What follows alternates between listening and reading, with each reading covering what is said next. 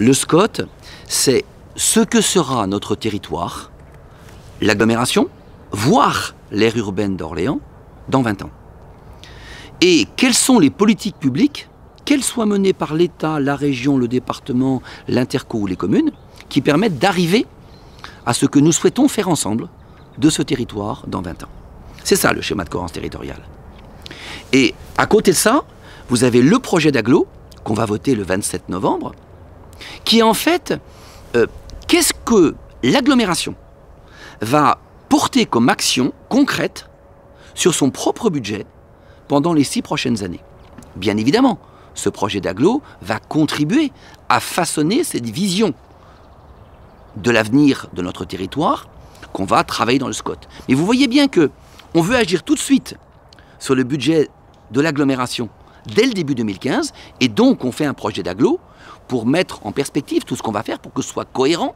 Et en même temps, on révise notre schéma de cohérence territoriale pour avoir une vision plus stratégique de ce qu'on veut faire tous ensemble de l'agglomération dans 20 ans. Et l'aboutissement de ce projet en 2016 nous permettra de corriger le projet d'agglomération en 2017 pour tenir compte à la fois de cette réflexion stratégique et des évolutions législatives et des périmètres des intercommunalités qui interviendront entre-temps.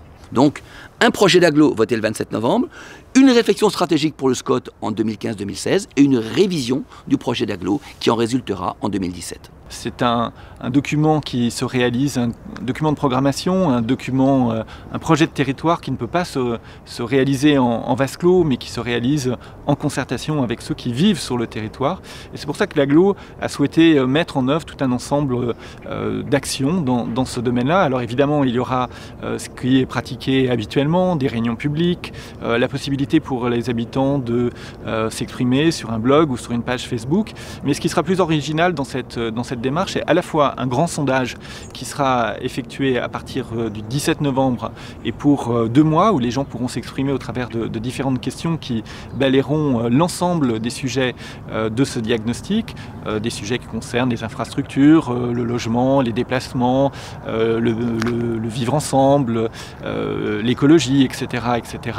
Et puis la deuxième démarche qui paraît originale dans notre agglomération, c'est la conception d'un panel citoyen. Des personnes, des habitants de notre agglomération, des 22 communes de l'agglomération seront tirés au sort sur des listes électorales et il leur sera demandé de travailler sur une journée, d'avoir d'abord une information évidemment sur ce qu'est le SCOT, quels sont les enjeux, et ensuite qu'ils s'expriment sur leur vision de leur territoire, où ils vivent dans les 20 années à venir. Et c'est l'ensemble de toutes ces informations qui seront collectées, qui vont enrichir, avec évidemment le travail des élus, avec le travail du conseil de développement, avec le travail d'un comité technique, et tout ça mis ensemble va permettre d'enrichir la démarche et de constituer le projet.